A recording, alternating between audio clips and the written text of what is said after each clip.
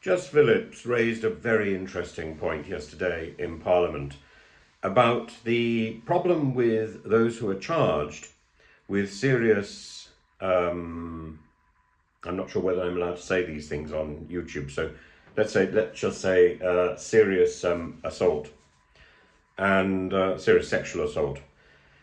And she pointed out that people who are arrested are not excluded from their jobs at that point. They're only excluded when they are charged.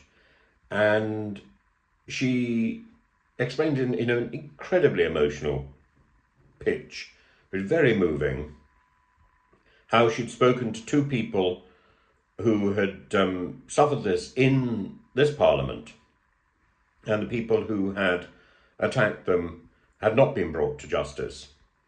And she says they have a right to feel safe. And I must say, I share that sentiment. And that should perhaps be the consideration, not whether somebody has a right to innocence until being proven guilty, but whether or not the people who are working have a right to feel safe.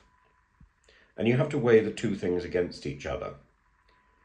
And it's a difficult one, because there are certainly going to be people who will make vexatious and completely false allegations, and these can wreck a person's life. They certainly do in education. People who make false accusations. Teachers that I know have had 2 years of their lives turned upside down, and in some cases have never recovered for false accusations. But equally, we have to weigh this against the right to feel safe. And in Parliament, as she points out, parliamentarians are self-employed. Although they're raking in these huge salaries, they are actually self-employed. And therefore they don't come under all these safeguarding rules, because it isn't a place of employment as such, or they are not employed. There are people in Parliament who are employed, so they presumably fall under safeguarding rubrics, but MPs themselves don't. Maybe again, there's room for a change in policy. Maybe there has to be some sort of HR department set up in Parliament to oversee the safety of people who are working in the parliamentary estate.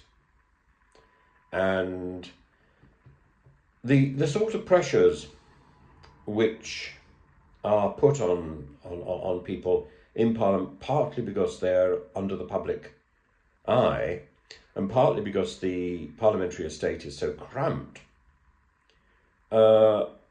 it's a pressure cooker. And who guards the guards?